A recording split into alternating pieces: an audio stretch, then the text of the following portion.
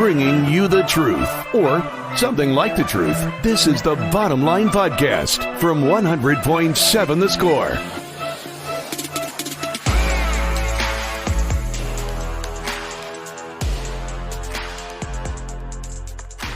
Hey, what's going on? It's the Bottom Line on 100.7 The Score and 107thescore.com. Clint Scott with Texas Tech's Minister of Culture. He has his own desk here. Captain Snead-a-roo. Throwing pocket sand at 18-year-olds with Iowa license plates. Slashing the tires. Throwing double rods. I'm not slashing anybody's tires, but I tell you what, I am just about tired of the 18-year-old that doesn't know how to drive. And I include she's not 18 anymore. Jackson Frazier behind the glass taking care of us. J6, She 18? how you doing today? You 18 in there, buddy? I'm doing good. I'm 24. That's what I thought. Mm-hmm. Gosh almighty. Gosh. You were younger than my middle daughter. We get this on the 8th Floor Center channel line. Give us your thoughts and comments there. Speaking of that, we got this from Bullfighter. Yeah, and you think you're going to beat me in a race? No way, old man! I think he just flat out just challenged me right now. Oh, yeah, he's been trying to. All right. I think there's been a few people on the chat line, but I think Bullfighter really wants in on the race of choices. Let me take care of choice first, and then we'll deal with you. I got to take care of choice first. Shelly says fried green tomatoes. Bingo. Is that did I nail it, Shelly? Did I nail the line? Because she basically said, I'm older and have better insurance. I was like, yeah, that's all. So schmuck kids. I just want to, especially one of these little schmuck sorority girls driving around, in their little Mercedes that their dad just gave them for graduation. I kind of just want to just run up to her and just wham right in the side of them. I've got better insurance than you. I don't care what your dad got you. Madman Snead is on the road. Yeah. Just probably should stop talking about that. Watch out for your new 4Runners, kids. Yeah. Watch out. That's what Shelby's driving. I probably shouldn't say that. No, she's driving an old beater Hyundai. She's driving the 1998 Toyota Camry that I... Actually, she can't because it doesn't run anymore. But that's the cover story. Yeah. Steven says, see Christmas lights in my neighborhood. Saw the first tree this morning on my walk. Yeah. It wasn't lit. That's okay. You know what? If you're putting stuff up because you have to, that's fine. Lighting all that stuff up, that's a different story. And I just lose my lunch over that stuff. It just wears me out. Yeah, I get, especially right now, better weather. Not freezing, like if they're putting up the lights on the house for that reason, just wait to plug it in. I don't give it a beat. I don't put lights in my house. I don't put lights in my house. I pay a guy to put lights in my house. What are you talking about? I read a check and make that go away. I haven't put lights on my house. Chuck fell off his house putting lights up. I almost fell off my roof putting lights up. And I said, this is the last time I do this. I have a job. I'm gainfully employed. And there's people out here that do this for a wage. Oh, I didn't realize Chuck fell off the ladder. Absolutely. How long ago was this? Oh, this was several years ago. I asked Chuck about falling off his roof. I'm just imagining full sitcom and the whole line just go all the way down. He did like a 1.5 gainer off his roof into his fence. Oh my gosh! Yeah, we're lucky to have Chuck with us. We're lucky. Yeah, and he's still doing shirtless lawn mowing for us. That was Jackson's Raymar suggestion for a costume. Shirtless lawn mowing weed strain. We get this on the chat line. Snead is 100% correct. That in regards to the Christmas lights. I'm sorry. And I know people. I got as a guy on my SEC crew before he retired. This guy has a room in his house, and this guy lives in a big old house in Georgia, and he's got a room in his house that's dedicated to Christmas, and he's got like 7 or 8 Christmas trees in his house, and he's got a Christmas tree that stays up year round. And I'm like, dude, there's something wrong with you. Does it stay a Christmas tree, or is it like, all right, now it's an Easter tree? No, it's a Christmas tree all year long. There's a whole room of Christmas in his house all year long. And I'm like, there's something chromosomally wrong with you. He only sings in limericks and is the most joyful person you know. No. Clint's not allowed to judge people on their Christmas trees. Yeah. Well, Clint doesn't even have one. I have a sort of tree, No, you have a Jackson. Christmas door. I have a Christmas door, and it counts. No, it we doesn't. put ornaments on it. You know what? I'll take a picture of it this year, but it's not going up until December. So Oh. Do you have a Thanksgiving door? no. I'm actually, you know Actually, what? that door has like pictures of me and my wife and our family on it. Like it's our best piece of decoration. in the We house. put a pumpkin out last night several years ago. My wife got a pumpkin from our neighbors. It's like a little plastic pumpkin, and someone like wrote Snead on it. So every year we've got this pumpkin bin or this Halloween bin, and I'm just like, I'm over this. So I put the one thing out last night. She's just, can you find this? And I got home and I found that night. Went up and got in the recliner, and sooner I fell asleep, and then the 12 hours of sleep later. But I say that to say this.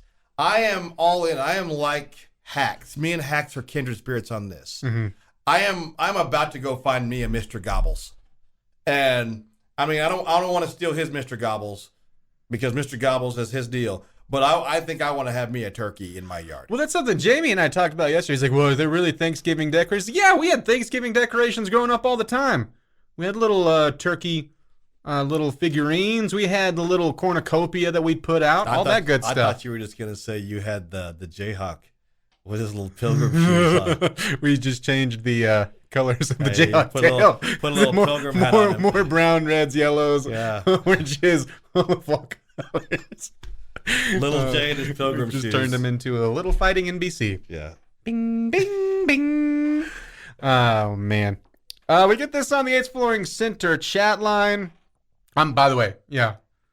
And Hacks knows this. All in with you guys on Thanksgiving. I would be more likely to put up a Mr. Gobbles than I would a Christmas tree. I am Because Mr. Gobbles would be outside. I am total anti-inflatable crap in your yard at Christmas and even Halloween. But I am 100% down with an inflatable turkey being in my yard. I can get down with that for some reason. And I'm really totally 100,000% against any of that stuff happening at Christmas. I don't want any, we had one year, my daughters convinced me that they wanted this Snoopy, this light up Snoopy that had a hat. Well, we got this Snoopy, and Snoopy's white, and this is like a fabric Snoopy. The first day we had this, we had a famous December haboob. Guess what? Snoopy was brown.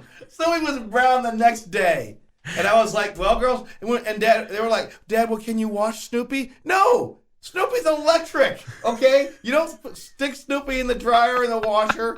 No, Snoopy's electric, and I'm not gonna hose him off. You have brown Snoopy, or you don't have Snoopy at all. You're telling me it didn't come with its patented Snoopy air duster? No, we didn't have that, and I'm just like,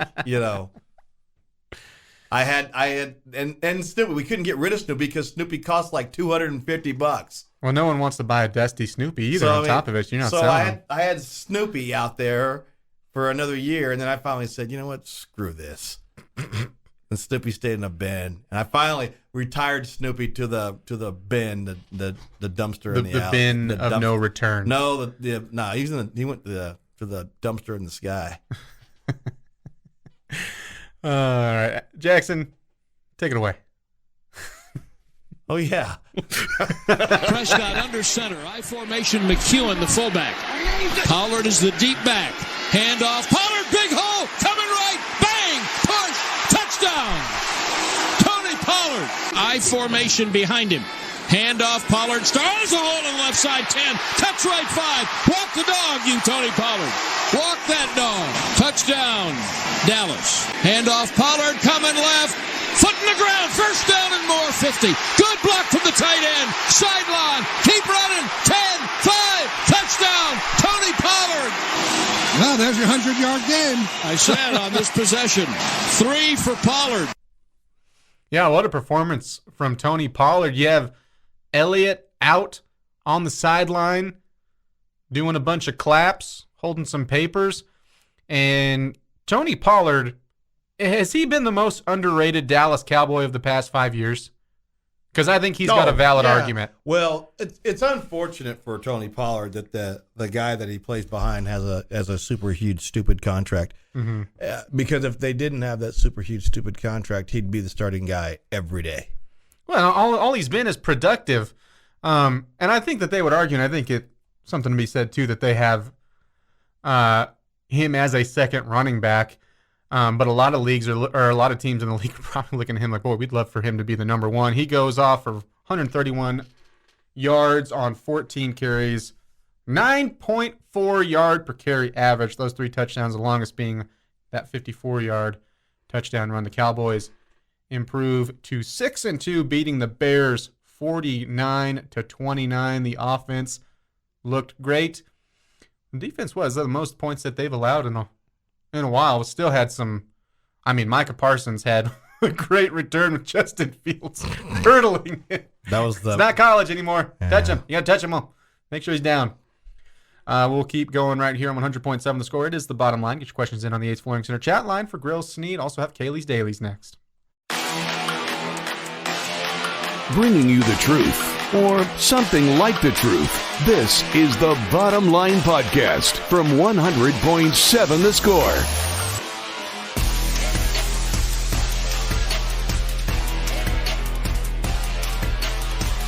This has just become my favorite part of Tuesdays.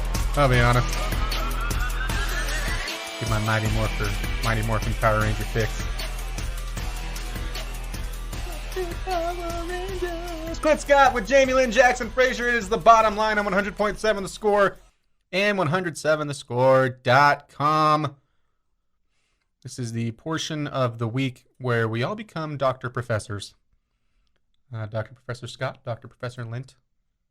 Of course, the most important one, Dr. Professor Frazier behind the glass, taking care of us. He has the biggest framed Dr. Professor degree on the wall in there. In the producer's room. Now? Mm-hmm. Okay. I have a frame framed. He has the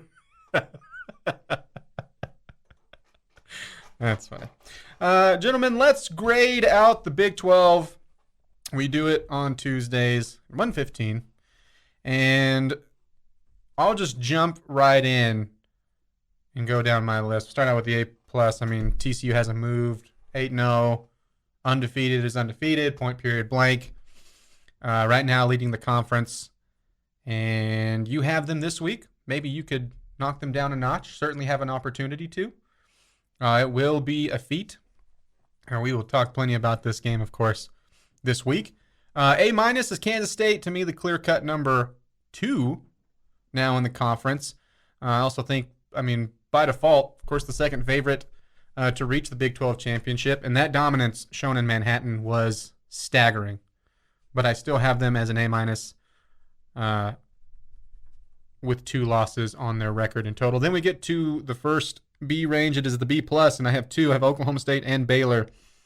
I think you saw the Baylor squad that was promised to the league for the first time this year.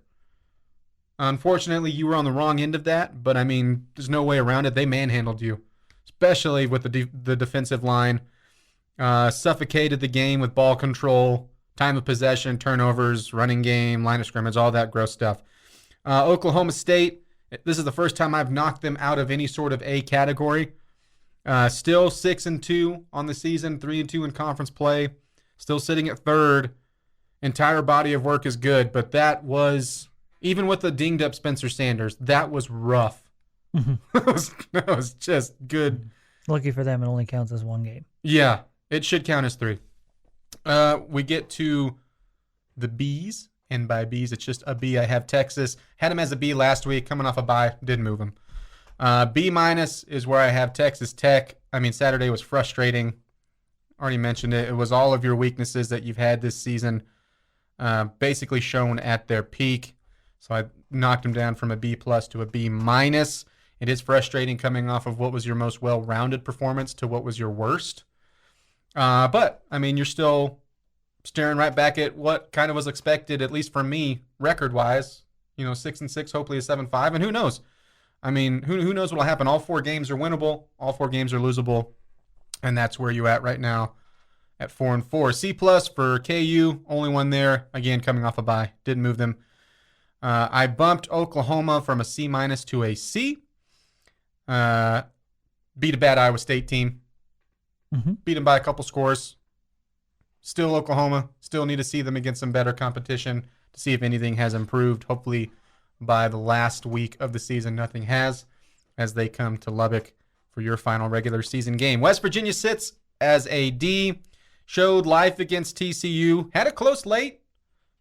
Fact of the matter is, even at home, though, still lost, still 1-4 in conference play. And as far as a bowl game, that status, they're one of two that are running out of lives very quickly. And, of course, F is Iowa State, only 0-for team in conference play, 0-5. The inept offense just looks worse and worse. I tried tuning into this game because I had West Virginia and TCU on. I felt like I kept on turning over, and really to both teams just being like, what is this sort of football being played? It's not football. So those are my Tuesday grades, Professor Dr. Lent. Here's something interesting for you. Iowa State has been outscored by just 28 points this season. Just 28. 0-5 in conference play. Oklahoma State, on the other hand, has been outscored by 23. And there's a big difference where those two teams are in the standings. For Iowa State, and Cyclone fans I know are tearing their hair out, give them any other offense in the conference, and they're a top of the half type of league. Maybe any other quarterback, maybe. That's true. And what's really frustrating, too, is they have a fantastic receiver. It's really about it. Yeah. I'm sure there's probably an argument to maybe some offensive lineman that'll get drafted or late or something like that. But still, with that with Hunter Deckers at the helm, it's strenuous to watch. Yes. He looked like he'd be a great quarterback at Tarleton, not in the Big 12. Sorry. Hudson Card, next Iowa State quarterback. All right, so, my grades here, again, depending on where my expectations were of that team heading into the season and where they are now. So the top, TCU's got to be an A+. I expected them to be 7, 8, 9, somewhere in that range in the Big 12, and they're not anywhere close to that. So, unfortunately, I have to give them an A+.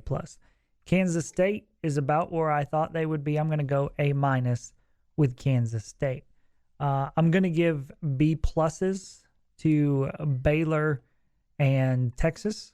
I'm going to give the Red Raiders a B because they're about where I thought they would be. 500 team. Okay. I thought Oklahoma State would be better. And again, I'm grading them more harshly because I had higher expectations for them. And so I'm going to put them at a B-. Still a good football team, in my opinion, and has a chance to, they still have a shot to get to the Big 12 championship game. So I'm not going to act like they're trash or anything like that. I just think they haven't been where I thought that they would be. Kansas, even though it's been a struggle of late, they've definitely played better than I thought they would. So I'm going to put them and the Sooners both at a C+ at this point. Sooners below where I expected they would be. West Virginia, I'm going to put it a C-. And Iowa State, I'm going to put it an F. Yeah. Jackson? Sorry, Dr. Professor Frazier. Thank you. I have TCU as an A+. They kind of feel like they can't move when they keep winning.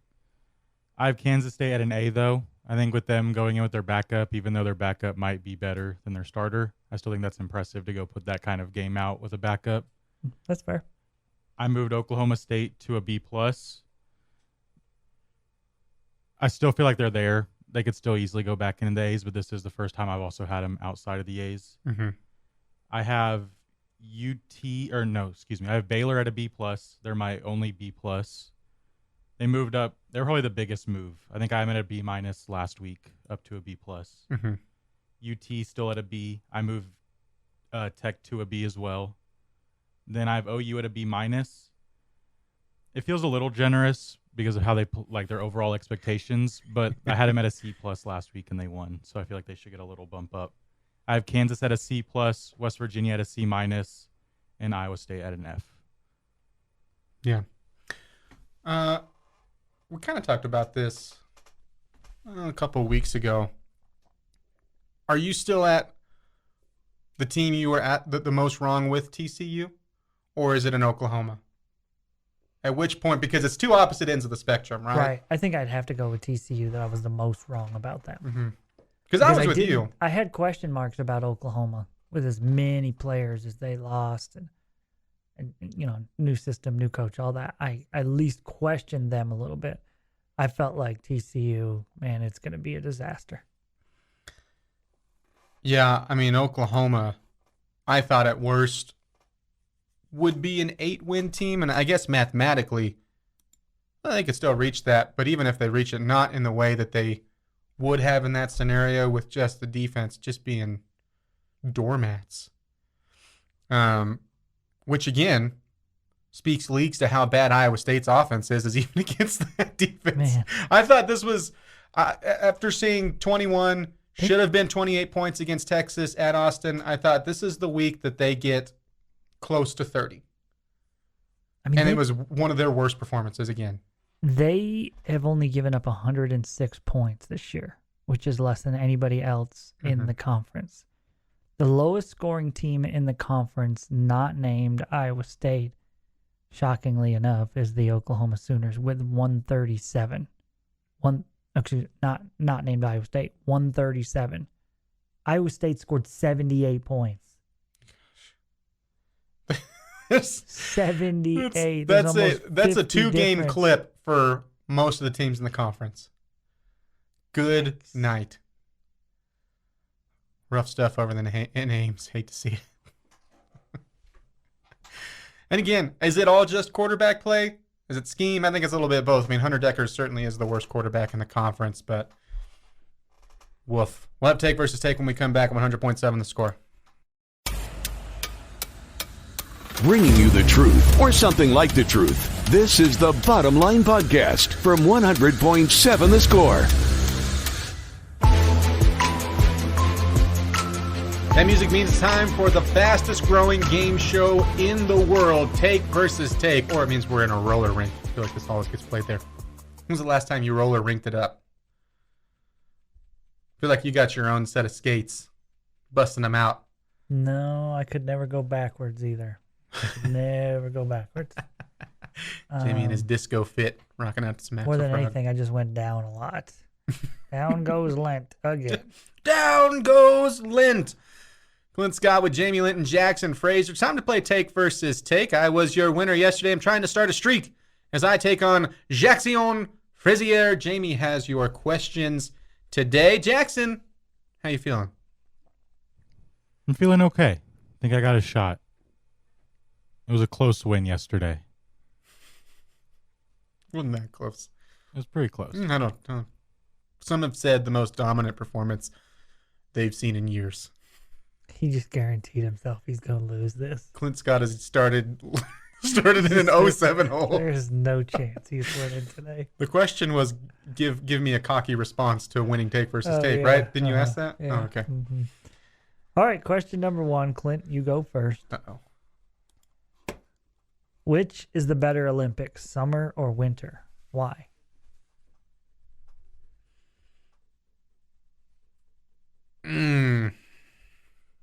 All right, Jackson. I generally, I have to say the summer as a whole. I would say if you went individual events, there's like 3 that I like more from the winter. That's about the one thing that can really make me tune into hockey. Love curling so much. I think it's fantastic. But overall, if you're going with the whole product, I mean, I love all of the water sports, all of the diving, all of the swimming. It's the only time I would ever care about it, if I'm being honest. And then you add in all the track and field events. Like, there's something about watching like that level of athlete throw a javelin. Like, could you imagine if they had that sort of athleticism in like caveman times with spears? Like, they'd be like mammoth snipers. Just like, that thing's 200 yards. I got it. Oogog. Whoo. And then just murder. Also basketball. Again, it's one time I care about all the NBA athletes. Like, I don't like this guy, Oh, they're on the U.S. team. Come on, LeBron! Get him! Take that, Spain! Get dunked on! I'm probably going to go with the Winter Olympics. I think the summer is the more hyped up one, and everyone gets all excited for it. And then the Winter Olympics, it kind of just like shows up, and you're like, oh wow, it's happening now. Mm-hmm. But I find myself getting more drawn in. Oh, it's happening now. I kind of find myself getting more drawn into the Winter Olympics, and they do have probably the most interesting event out of both of them. All right, I'm going to go with Jackson because I like the Winter Olympics also, and I like it because I feel like there's more non-mainstream sports that I watch and enjoy in the Winter Olympics compared to the Summer Olympics. I also think anything swimming or diving is somewhat close to a toothache for me. It's that boring. But the winter has skating, and that's a big portion of it. That's what kills me. I like the speed skating, just not the... Jamie only likes rollerblading, not skating. I Wheels over blades, baby. I do like the track and field. That's pretty cool, though. You got like ping pong and badminton, kayaking, the horse thing. You've already lost. I know. I'm just trying to come back. I'm trying to argue with the ref after the call's already been confirmed. All right, question number 2. We'll go to Jackson. Who is the most overrated player in the NFL?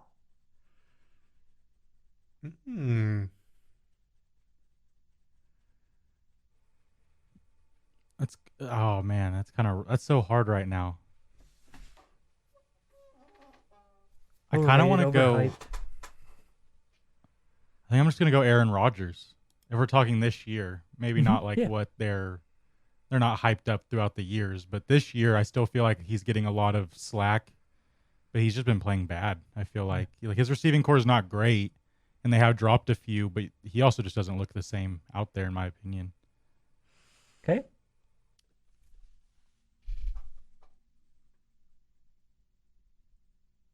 I'm going to go Russell Wilson.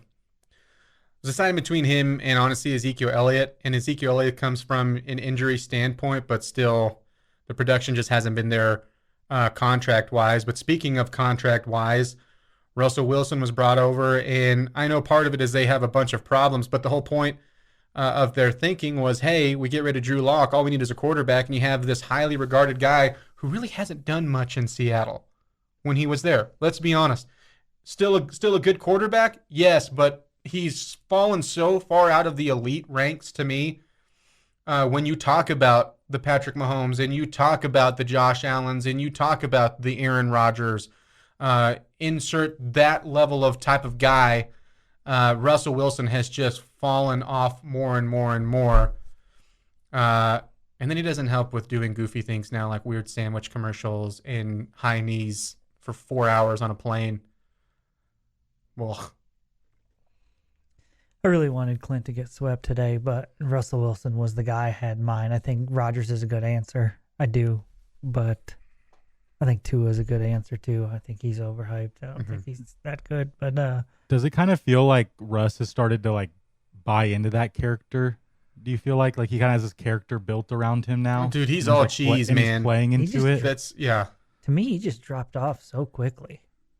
I still think Aaron Rodgers is having a bad year, but I think he's still a very good quarterback. I'm questioning whether I think Russell Wilson is any good anymore. Yeah. I think the Broncos have fine weapons. They're not great. The problem with Green Bay right now is now they have no one that can there's zero separation with his receiving core. Yeah. And also he just doesn't, trust some of the younger guys too, but why would you? They did just go get a running back about 10 minutes ago. Should help with the slot receiver position. The Packers just did? No, the Broncos. Oh, okay. All right, question number 3. Clint, you're first. Okay. Who is the best left-handed basketball player ever? Byron Leftwich. Best left-handed basketball player ever. Look at you both going to the Google. Oh, yeah, because I'm not doing what I did last time. No shame in the game right now. Jackson, stop. Come on, Clint. Was Bird left-handed? I'm just making sure the guy that I'm thinking of is left-handed. Bird wasn't left-handed, right? No, he wasn't. No, he was right-handed. Oh. I got to go with... There's 2 Spurs on here that I didn't realize were left-handed, but I should have. Manu Ginobili is one of the best, sometimes a starter, sometimes brought off the bench player of all time. I think he was, as much as people loved him, I thought he was a very underrated cog to the Spurs dynasty that was in the early and mid 2000s. I actually went with him over one of my other Spurs favorites that I actually really liked growing up as a kid, but I got to give the nod to Manu. I'm going to go with Tony Kukoc. Oh my gosh, loaded question. Big part of one of the best dynasties in all of sports. Did you really know he was left-handed? I did. That's who I was making sure before I said it. I can't give either one of you the point. I mean, it's got to be David Robinson or Chris Mullen. I went Manu over David. I can't give him the point. He can't even say Manu Ginobili's name right. Manu. I can't give him What did I say? Manu. Yeah, I've always called him Manu.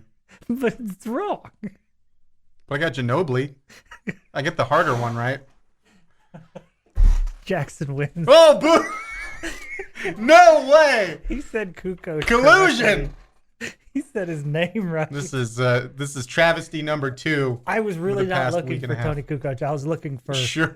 Robinson, Mullen. I would have even accepted, even though I can't stand the dude, James Harden. No, I don't think he's as good as Manu. What's your problem with Manu? He's great. I thought he was a really good player. His name is Manu. Jimmy, what's your problem with Manu? No, I have no Manu issue. They said he was the man. They didn't say he was the mon. Come on, Manu. It was very clearly. You got to go with David Robinson, though, right? I like Ginobili's skill set slightly more. And he was also just incredibly entertaining to watch. One of the best finishers. I mean, Robinson's top 2000. 20 player ever, top 15 maybe. I already lost the point, so I might as well just concede the argument. Chris Mullen was fantastic. That dude could light it up from outside. You were a big fan of Run TMC, weren't you? Best buzz cut ever. too. Yes. You were a big fan of Run TMC, right? Sure. You know all 3 of those guys? No. Not off the top of my head. Jackson? No. You young whippersnappers. Chris Mullen, Tim Hardaway, and Mitch Richmond. You should love Mitch Richmond. He's a K-State guy. Oh. Tim Hardaway's UTEP two-step. I already lost. Stop trying. The killer crossover. There was a killer crossover that's happening that today Golden on State Take Warriors versus team Take. with Manute Bol as their center. It's Manute Bol. I love that his son's name is Bol Bol. That's one of my favorite things in life. Bol Bol. I hate that Manute has moved on. Yeah. More next on 100.7 The Score. Getting to the point, but taking the scenic route to get there. This is the Bottom Line Podcast from 100.7 The Score.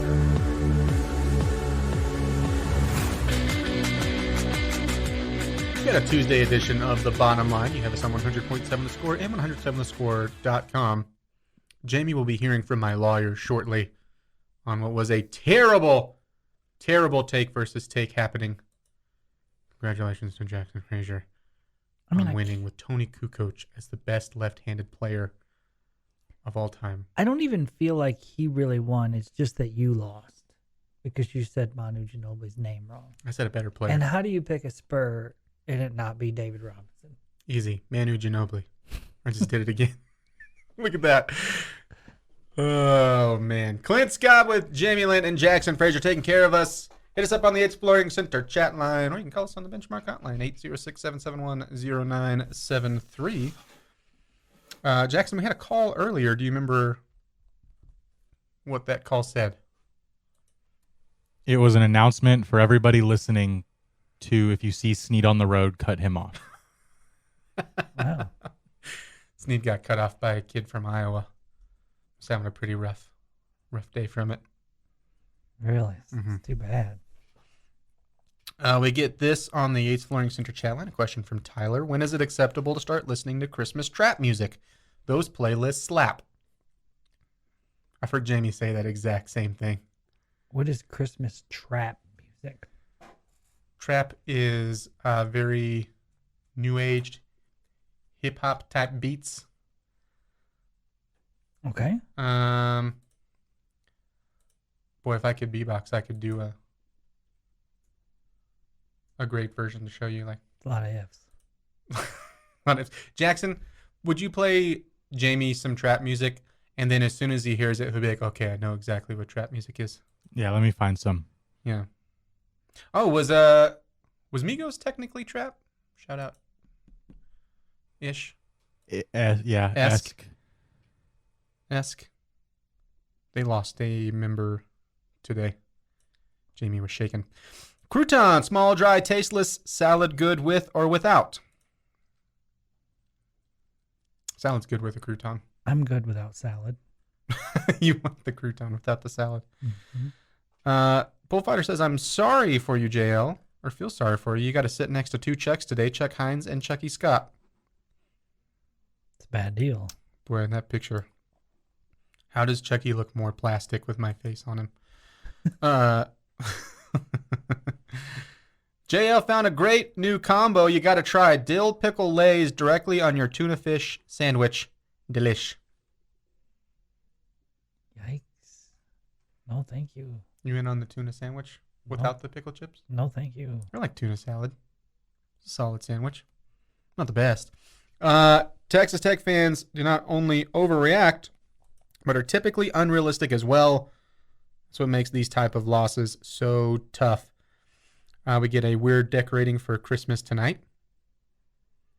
Good luck. Good luck.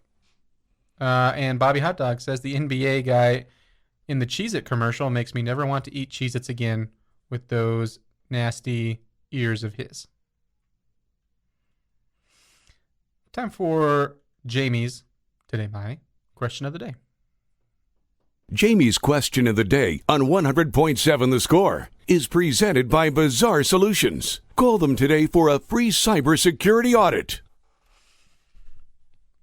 All right, I want to go to the realm of Texas Tech basketball, gentlemen.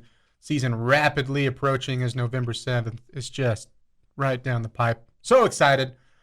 I want to look for Texas Tech at their roster at some of the new faces. And I don't want this to be, who do you think is going to be the highest scorer or anything like that. I want to know, who do you think needs to have a consistent impact, maybe an underrated player that's coming with this class, freshman or transfer, that needs to have a consistent level of play of the new faces in order to compete for a Big 12 championship. Jamie, I will let you have the floor first. My floor will go straight to Fardaws Amac. Okay. I think this is a difference maker on both ends of the floor. I think the experience is going to be huge for the Red Raiders, but a guy that will allow you to play some really aggressive defense on the outside. No, he's got your back to, cover a guy who gets past the defense on the outside and gets near the rim. I think he's going to be able to score a bunch off of, transition, a guy that can get up and down the floor and can elevate. I think you'll see him, pick up a lot of loose ball, offensive rebounds, and be able to score for the Red Raiders. And then obviously running your offense too. So that's the first guy. I just think, Elijah Fisher would jump out to me as well. Same thing with Pop Isaacs, but I just feel like the experience with Amac is going to be massive once you get him back. Yep. Jackson? I'm debating between Pop Isaacs and Harmon. Mm-hmm. I think I'm going to go Harmon. I think it feels like he's bringing in instant veteran type leadership, and he's really going to play to that true point guard, I feel like. Even though he's been more of a 2, I still think he's going to be something that we didn't have last year, and it was just so obvious that we needed that kind of ball-dominant player to bring the ball up the court, get stuff started, and we were just missing that last year, and it was just so painfully obvious that we just needed that one more piece to really have that complete team for last year. Yeah, Jackson, you went to where I was thinking, and mostly because with Fardaws, this may be looking way ahead. It almost feels like a given you're going to have productivity out of him, and hopefully it's elite productivity when he comes back. But I think you have question marks for some of the other guys, like you will every time you have roster turnover. I mean, you're kind of used to it around these parts and in this conference especially. And you don't know with the freshmen that are coming in, and you certainly hope that they nail it as they go. But I look at Davion Harmon as a guy that's played a lot of basketball. And, oh, by the way, he's played in the conference before. And Jackson, to what you're saying is exactly what I was thinking. When you look at last year's squad, and you had some times in crunch time where you could barely get the ball across half court, and you had turnover issues when it came down to it, couldn't find any sort of perimeter threat. I think you're hoping that these are all of the boxes that a guy like Davion Harmon will check, and then see what the freshmen and younger players do. I also thought about Jalen Tyson for this because I've heard a lot of good things about him. I'm excited to have him on the roster, and I think he may be a sneaky, almost best player on the team type of guy. Oh, wow. And maybe not this year, but if he stays and sticks around, then hopefully is a leader of your ball club next year. And this is going along with what you're hoping from Elijah Fisher, a very, very highly ranked recruit. This is going along with Pop Isaacs. And everything you're hoping he can be. The same reasons for Davion Harmon stabilizing that guard position. But when I look at Davion, I nod towards the experience that he's had. And I think you just really need that with a team that you're, again, thrown together sounds like is a bad way to put it, because you're used to this, and they put this roster together meticulously and down to every last fiber, trying to fill every single need. But since you have so many new faces, it's nice to have a new face that's also played a lot of ball and a lot of basketball that's been good and important to rosters, not only for Oklahoma but for Oregon. So yeah, I mean, Jackson, I went with you. I mean, I think obviously Fardaz is a great answer too, but I go Davion. And he's definitely, like you guys mentioned, a veteran. So it's not like he's coming in here as a young gun, right? That doesn't have experience. I mean, he's played in the Big 12, he's played in the Pac-12, and he's going to get his opportunity back here in the Big 12 again.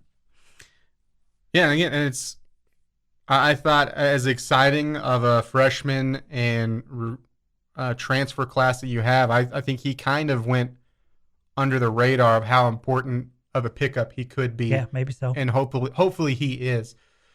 Because again, you've seen it from two different rosters, an impact that he can have. Now, it's never been just a takeover. It's the Davion Harmon show, but you're also not asking that of him. And if he can facilitate and score and play good perimeter defense, then hit on him. Yep. Let's know what you think on the Yates Flooring Center chat line. We got this. Clint killing that air guitar. It's hard not to when you hear the Power Rangers theme. JL, the honorary doctor of Dew. Yes, there's no question. That's a good name. There's something that I really have expertise in. Mm-hmm. It's the dew. How many thesis papers have you written on the Dew? 0. That's how impressive it was that you have a doctorate from it. You didn't even have to write a thesis. Yeah. It's too soon, man. I'll answer it now that I'm hearing it again. It's too soon. It's making me laugh. We'll have hour number 3 when we come back on 100.7 The Score. Getting to the point, but taking the scenic route to get there. This is the Bottom Line Podcast from 100.7 The Score.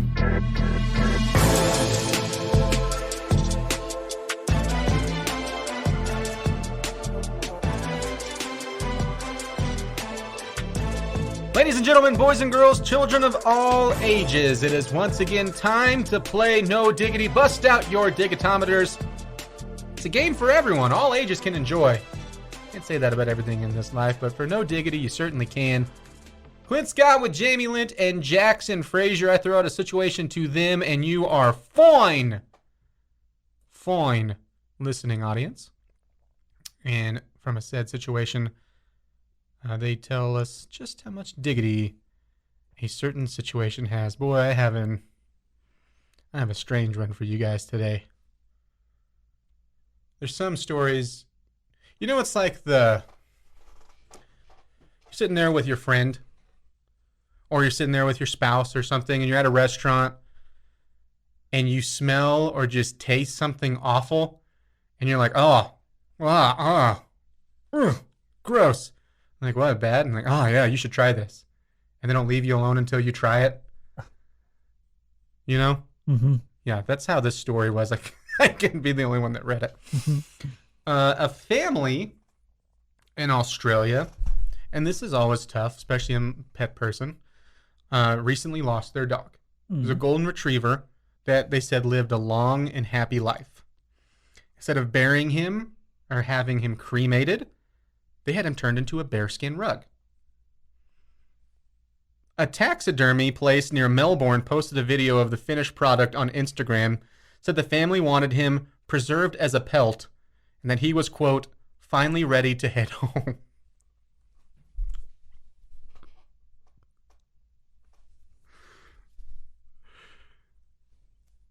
This is just a quick No Diggity feeler out right here. Would you... Is this wholesome or is this crazy?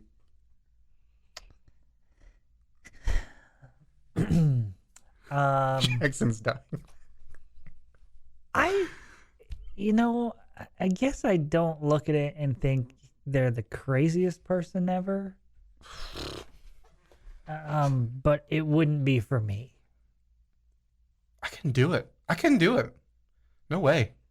It wouldn't be for me. I mean, you want me to lay on the floor or step on the dog as I walk across the floor? I just don't think so. No. Yeah.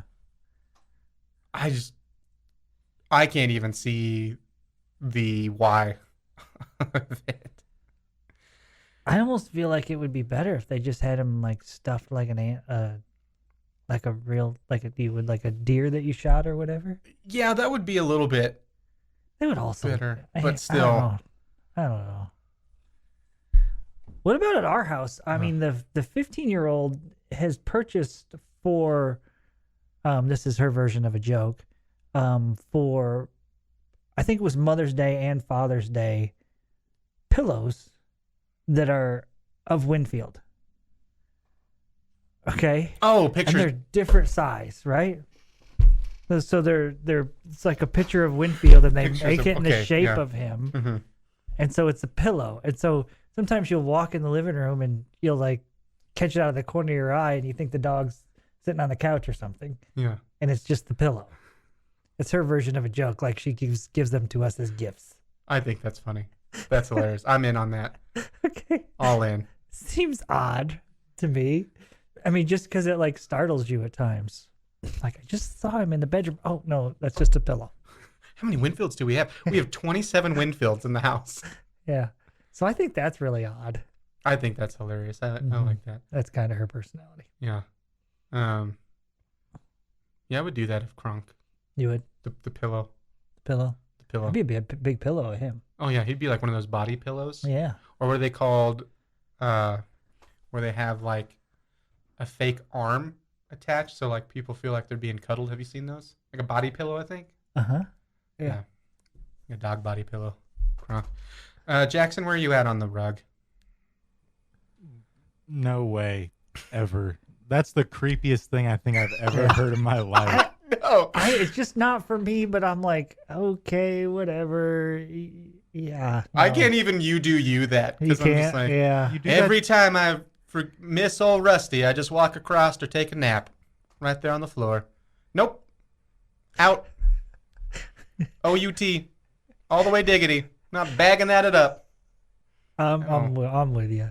Bobby Hot Dog's just one text of the day, though. And Clint wonders why people suspect him of being a serial killer. Did you find that article on My Name is Clint and I'm a serial killer.org? No, I actually found this from a site that Choice showed me because he knew I liked weird, just kind of interesting stories. So blame the original. Blame the original Buffalo Bill. Does it creep you guys out at all? I hope I'm not offending anyone here. I'm offended. Does it creep you guys out at all with people who have like the ashes of a family member in an urn, like sitting at their house. I'm not super comfortable with that. I mean, again, you do you. That's fine, but I surely wouldn't want that. It makes me. It's fine if they have it like not uncomfortable, but if they like make it known and you weren't aware you were sitting around it for like 10 minutes and like, oh, by the way, I used to work for a moving service, right? One of the weirdest encounters I ever had was like they borderline threw this to us the way they handed it to us. It's like last minute deal, saran wrapped. It was this box, and they're like, by the way, that's my dad's ashes in there.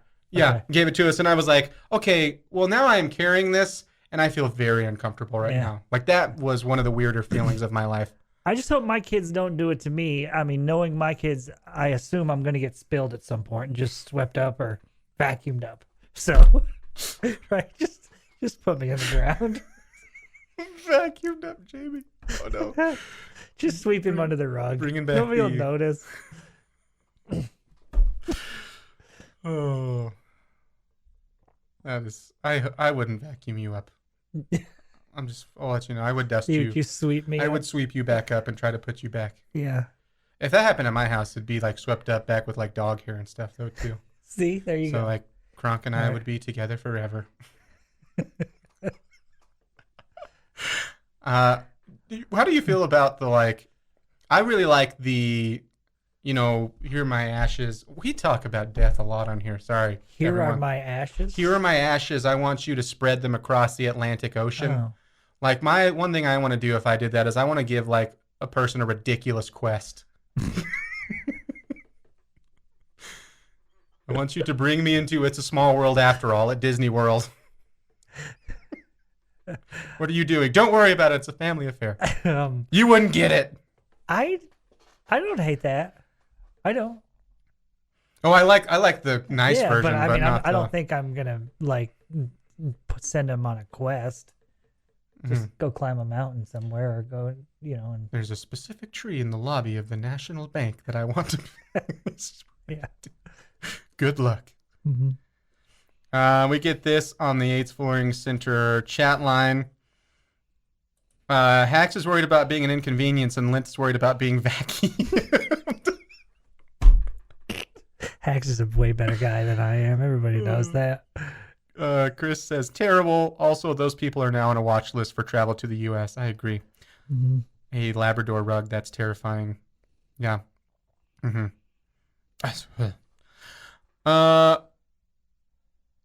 We get this from Shelly. LOL, you'd sacrifice your first serve percentage to get a few smack in the middle of his back. My bad, bro. Off day.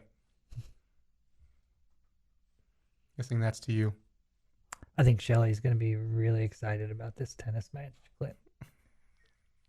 First of all, she gets to, see Clint Scott in action. Yeah. That'll be impressive. Mm-hmm. I'm going socks all the way up to the knees, by the way. Mm-hmm. Classic, like, low ridge shoes, too. It's going to look great. Mm-hmm. Do you have proper tennis shoes? I guess these are technically running shoes. Yeah. I have shoes I play volleyball and basketball in. Will those work? They're court shoes. They call me the Grizzly on the tennis court because I play barefoot, actually. So.